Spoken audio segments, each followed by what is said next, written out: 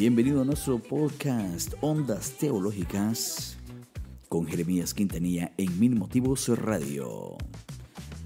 En este segundo episodio vamos a hablar de un tema muy interesante y demás polémico. ¿Qué dice la Biblia sobre el infierno? Así que quédate con nosotros para que aprendamos juntos algo más de este interesante tema. Ondas Teológicas en Mil Motivos Radio.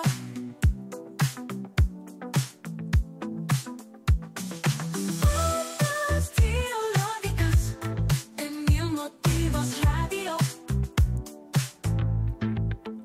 Para abordar este tema tomaremos como base el libro del profesor Ariel Álvarez Valdés, ¿Cuál es el origen del diablo? Y otras 19 preguntas sobre la Biblia, el cual te recomiendo aquí en la descripción de este podcast. Recuerda dejarnos tu reacción, tu like, tu comentario de este tema.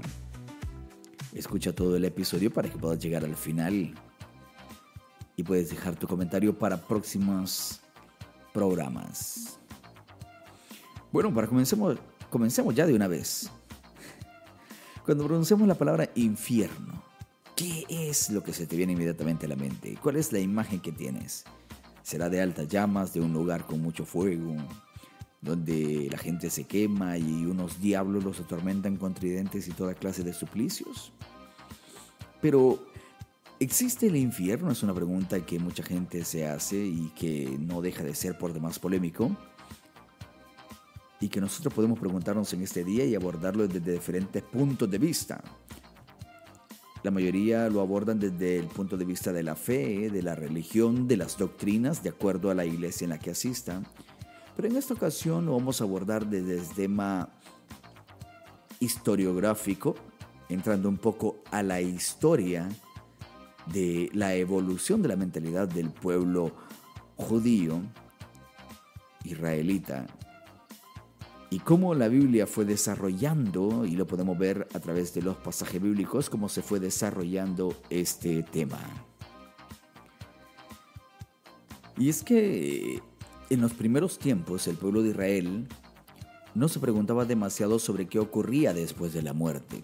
Simplemente creían que todos los hombres, los buenos, los malos, los justos y los injustos, al morir descendían a una habitación oscura y silenciosa a la que llamaban el Sheol, o el Seol, quizás ya lo has escuchado, que se hallaba bajo tierra, donde llevaban una vida debilitada y somnolienta las almas. Así, por ejemplo, vemos que 3 personajes malvados, llamados Coré, Datán y Abirón, que se sublevaron contra Moisés en el desierto, murieron y bajaron al Sheol. Esto lo encuentras en Números 16. Pero también otras figuras veneradas como el patriarca Jacob o el piadoso rey Ezequías, al morir descendieron igualmente al Sheol. Job mismo dice: sé que al morir me iré al lugar donde se reúnen todos los mortales. Eso lo encuentras en Job 30:23. Pero la mentalidad primitiva no había de diferenciar en cuanto al fin de los hombres. Fueran buenos o fueran malos, todos tenían el mismo destino. Pero alrededor del año 200 a.C., debido al progreso normal del pensamiento, los judíos empezaron a ver que era injusto pensar en un único destino para todos los hombres, y comenzaron a enseñar que al final de los tiempos los justos serían premiados, mientras los pecadores serían atormentados con castigo, sin especificar bien a dónde serían esos lugares. El primer libro de la Biblia que afirma esto es el libro de Daniel, que fue escrito en el año 165 a.C., en ese tiempo que era gobernado por el Imperio griego. Y dice: muchos de los que duermen en el polvo de la tierra se despertarán, unos para la vida eterna y otros para la vergüenza y el horror eternos. Eso lo encuentras en el libro de Daniel, capítulo 12. Esta es la primera vez que en el Antiguo Testamento menciona lo que nosotros después imaginaremos como el infierno. Aquí se denota vergüenza y horror eternos, pero no explica en qué consiste. Lo único que queda en claro es que se trata de un destino diferente al de los buenos, al de las personas buenas. La segunda vez que habla de un lugar de castigo eterno es en el libro de Sabiduría, que fue compuesto hacia el año 50 a.C. Este es un libro deuterocanónico que tal vez no lo encuentres en algunas Biblias. Y este dice: los pecadores recibirán el castigo que sus pensamientos merecen, por despreciar al justo y apartarse de Dios. Eso lo encuentras en el libro de Sabiduría, capítulo 3. Puedes buscarlo en una Biblia como la latinoamericana. Son las dos únicas menciones del supuesto infierno en todo el Antiguo Testamento, pero ninguna de ellas explica en sí de qué se trata. Ya en el siglo I de nuestra era, cuando Jesús empezó a predicar, la originalidad de su mensaje consistió en hablar casi exclusivamente de la salvación. No de la salvación y la condenación, no, de la salvación. Por eso su mensaje se llamó una buena noticia, la buena nueva, el Evangelio. Y basta comparar una frase suya con la de Juan el Bautista para darnos cuenta la diferencia. Mientras Juan anunciaba: conviértanse, porque el reino de los cielos está cerca, el hacha está puesta en la raíz del árbol y el que no dé fruto será cortado y arrojado al fuego. Jesús decía: conviértanse, porque el reino de los cielos está cerca. Lo mismo vemos cuando Jesús fue a predicar a la sinagoga de Nazaret. Leyó un largo pasaje de Isaías, pero al llegar a la última parte, donde el profeta anunciaba un día de venganza contra los extranjeros, Jesús se detuvo y no la leyó. A tal punto que Lucas comenta la admiración que provocaban sus palabras porque estaban llenas de gracia. Imagínate, llenas de gracia. Lucas 4 lo puedes encontrar. La parábola sobre el perdón, como la del hijo pródigo, o el mal llamada hijo pródigo, que debería ser la parábola de los dos hijos, pero que habla del perdón del padre, o el padre y sus dos hijos. La parábola del fariseo y el publicano, la parábola de la oveja perdida, todas hablan del perdón y su actitud de misericordia hacia los pecadores más despreciables, como la adúltera, la prostituta, los cobradores de impuestos, que eran despreciados por la sociedad. Muestra que era la salvación el tema central de su prédica, la misericordia, la compasión. Se dice claramente a Nicodemo: Dios no ha enviado al Hijo a condenar al mundo, sino a salvarlo. También a los jefes judíos: no ha venido a condenar al mundo, sino a salvarlos. En Juan capítulo 12 se los dice de esa manera. Sin embargo, debemos reconocer que algunas enseñanzas de Jesús sí admitían la posibilidad de una condena eterna. Por ejemplo, cuando dice que quienes no aceptan sus enseñanzas pueden perder la vida, en Marcos 8:35, perder el alma y el cuerpo en Mateo 10:28, no ser reconocidos, ser apartados, ser echados fuera.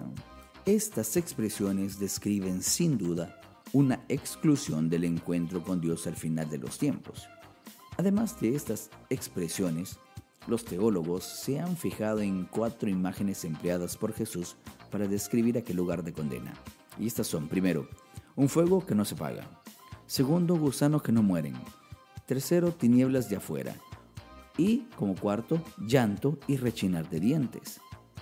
Pero estas expresiones e imágenes, podemos preguntarnos si Jesús se refería verdaderamente a lo que hoy entendemos nosotros como infierno. Y quizás la respuesta sería que no. Porque si leemos bien, veremos que con estas fórmulas judías, Jesús aludía a un lugar llamado la Gehenna. Yo sé que lo has escuchado otras veces.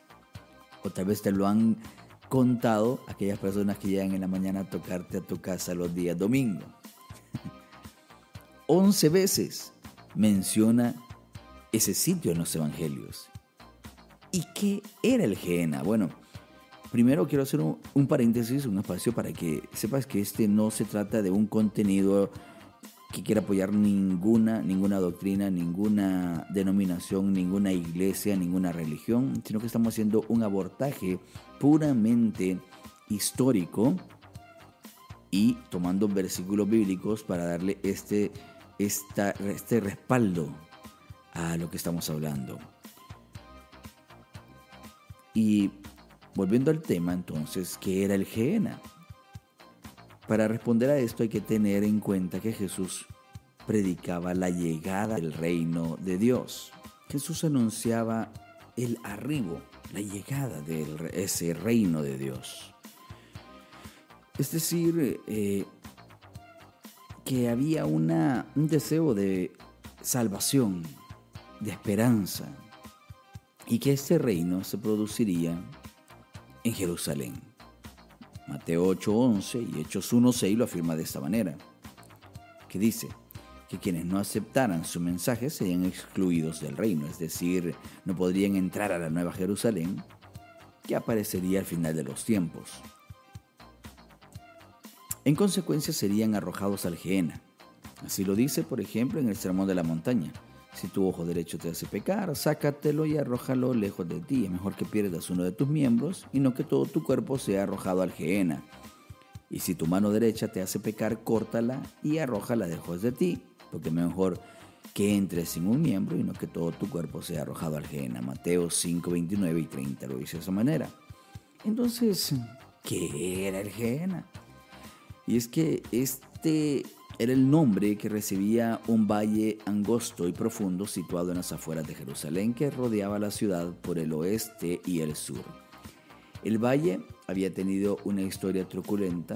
Allí en los siglos 8 y 9 a.C., los reyes Acaz, en Segundo de Reyes 16:3, y Manasés, Acaz y Manasés, reyes bastante reconocidos por no ser tan buenas personas, habían sacrificado a sus hijos haciéndolos pasar por el fuego en honor del dios pagano Moloc.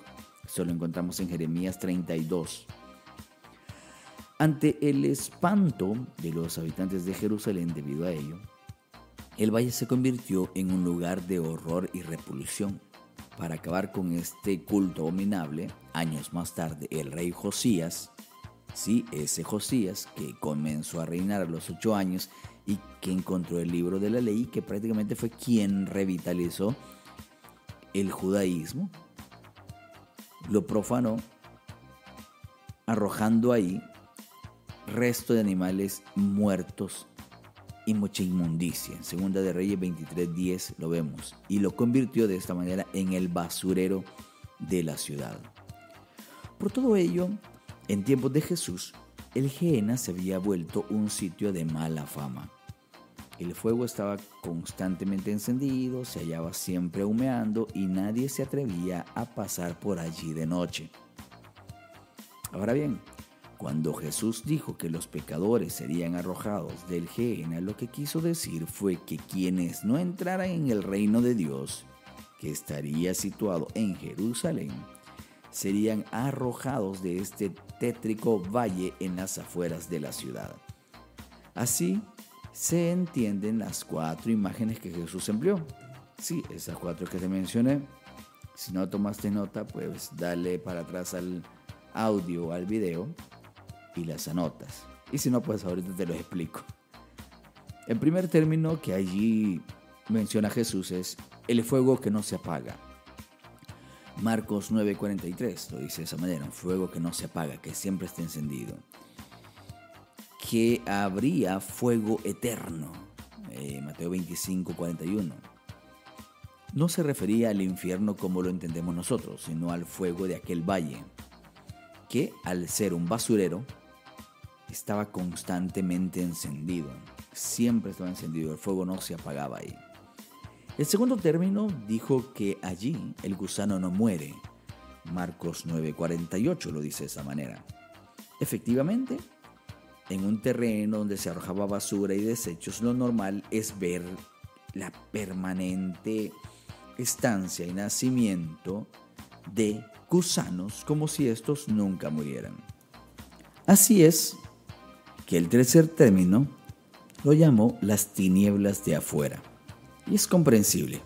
Si Jesús imagina el reino de Dios como un gran banquete, Mateo 8:11, era lógico pensar que estaría espléndidamente iluminado como todos los banquetes de Oriente. Bueno, y también los nuestros, las fiestas que tenemos, los 15 años, las bodas, siempre están muy iluminadas. Y se entiende que quienes no están dentro del banquete, dentro de la fiesta, pues están a oscuras, están en las tinieblas de afuera, no están en el banquete. Y en cuarto lugar, dijo que allí habrá llanto y rechinar de dientes. Marcos 8:12. Son dos expresiones típicas de la Biblia. Rechinar de dientes aparece como ejemplo de rabia y de odio. Eso lo podemos ver en Job 16:9 y en Salmos 35:16, Hechos 7:54. También cuando estaban apedreando a Esteban, dice que rechinaban los dientes de odio, de enojo. Entonces, completada con el llanto, esta frase expresa la angustia de aquellos que serían separados de la salvación del reino. Vemos pues que con estas cuatro imágenes Jesús no describió ningún infierno como contrapuesto al cielo, sino un valle del exterior como contrapuesto al reino de Dios en Jerusalén. Y para él, ambas realidades serían en este mundo y no en el más allá. Jesús lo anunciaba de esta manera: es aquí, no es en el más allá. Por eso supone que habrá en estos lugares cierta corporeidad, o sea, habrá cuerpo, habrá materia. Cuando dice, por ejemplo, que es preferible cortarse un miembro y entrar así en el reino que ser arrojado con todo el cuerpo en la gehenna. Mateo 5:29 lo dice de esta manera. Son sin duda consejos simbólicos, pero de realidad asumida como material. Sin embargo, cuando años más tarde la iglesia vio que no llegaba ese reino a la tierra, pensaron que tendría que tener un lugar en el más allá y en la otra vida, y a eso le llamaron cielo. Y empezó también a preguntarse sobre más allá de ese valle de basurero, ¿qué habrá? Bueno, llamémosle infierno, y ya pronto llegamos al término. Hasta el día de hoy los teólogos siguen preguntándose, pues, ¿qué sería ese infierno? Como idea general se responde que el infierno no puede ser un castigo creado por Dios para los pecadores. Pensar que el infierno es un castigo creado por Dios para los pecadores, entonces convierte a Dios en un ser cruel y despiadado, un ser sádico que busca cobrarse justicia de los seres humanos que lo han desobedecido, cuando estos ya no tienen posibilidad de enmendar la situación. Pensar de esta manera haría de Dios un fracaso. ¿Por qué? Sería una tragedia para Dios. Porque no podría evitar ese amor que siente por la humanidad. Una tragedia que Él no podría evitar, porque Él respeta profundamente la libertad y la elección del hombre, a pesar del gran amor. El Papa Juan Pablo II, en una catequesis pronunciada en 1999, aclaró que el infierno no es un lugar creado por Dios, sino una situación en la que se coloca el pecador al alejarse de Dios, y que el cielo es una situación o un estado de amor de la persona.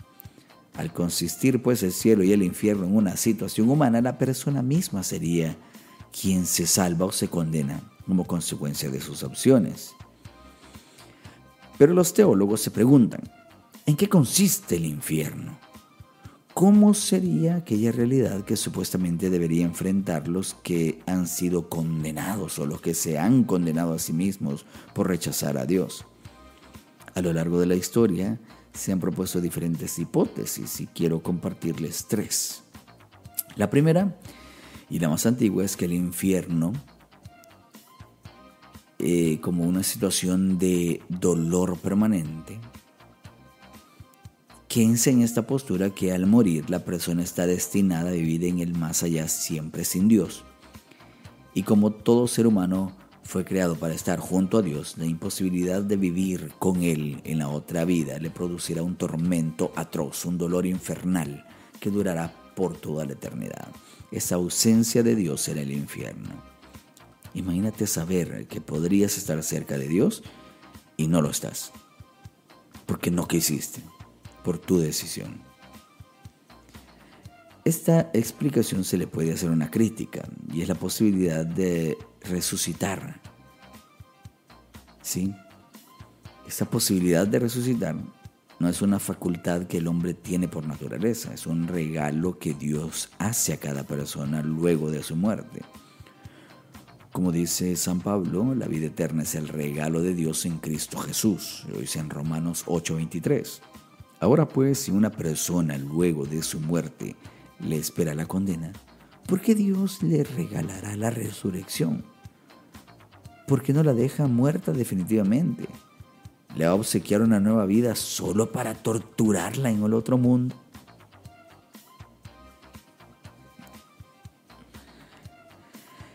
Por eso otros teólogos, como el doctor Schomberg, Schilber y otros nombres que no puedo pronunciar porque están en alemán, han hecho una segunda propuesta, la del infierno como muerte definitiva.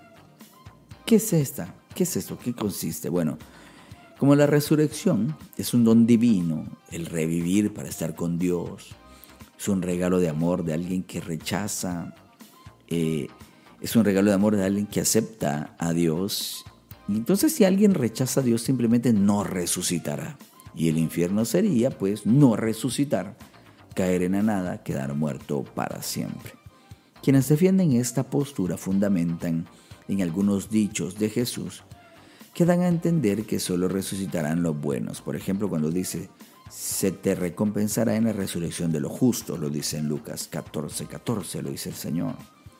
Como si los pecadores no fueran a resucitar, la resurrección de los justos. O cuando enseña, los que sean dignos de entrar en la otra vida y de resucitar entre los muertos, lo dice en Lucas 20. Como si algunos no fueran dignos de resucitar. Esos serían los malos. Esta segunda hipótesis tiene un punto débil. Es cierto que Dios respeta la libertad humana y que si alguien libremente se niega a aceptar la vida que Él ofrece, no podría obligarlo a vivir con Él para siempre. Pero, ¿puede la libertad finita del hombre merecer un castigo infinito como es la muerte para siempre? ¿Puede un pecado temporal acarrear un castigo eterno? ¿Cómo es posible que alguien que en este mundo solo rechazó a las criaturas de Dios se lo castigue privándolo de Dios? Bueno, estas son muchas preguntas que van surgiendo en este tema y ya casi vamos terminando. ¿Por qué esto ha llevado a los teólogos a la tercera propuesta? La del infierno como condenación del mal de cada uno. Esto significa que todos nos vamos a salvar, pero de diferente manera. Nadie es tan absolutamente malo que no tenga algo bueno en su haber. Y ningún pecado, por grave que sea, puede aniquilar ese algo de bondad que hay en cada persona. De modo que Dios al final salvará en toda persona lo que pueda, es decir, la bondad que queda de ese ser humano. La misma persona pues se salvará en parte y se condenará en parte. Dios salvará lo bueno que hay en cada uno y desestimará lo malo. Como dice el teólogo Hurbon Balthasar, toda persona escuchará ambas frases: apártense de mí y vengan benditos de mi Padre. Unos se salvarán plenamente y otros se salvarán más disminuidos, según lo que cada uno tenga de salvable. Esta explicación, ya propuesta en el siglo IV, nada menos que por San Ambrosio, parece justificada por Pablo, el cual, al hablar del día del juicio, enseña que toda persona tiene algo que salvar, incluso aquella cuyas malas obras serán purificadas en el juicio.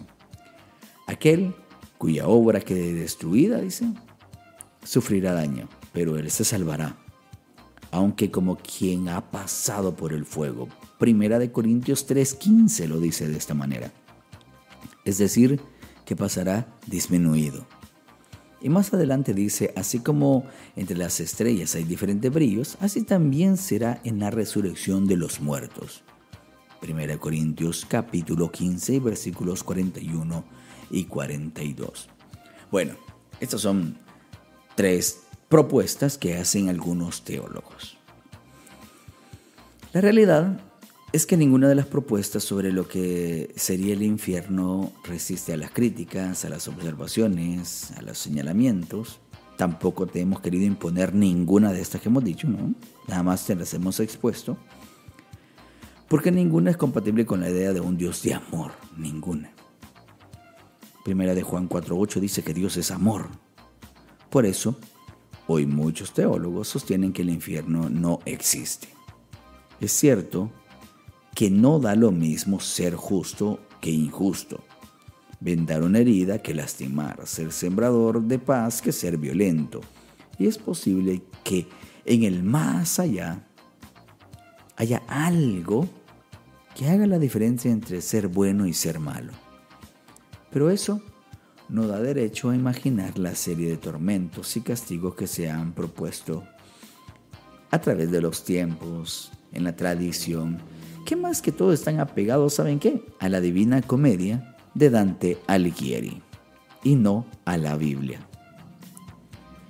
Si hubo personas que han sido capaces de abrazar y perdonar al asesino de su hijo o al que arruinó sus sueños, no podemos ni por un segundo imaginar que exista un Dios inferior en amor y misericordia.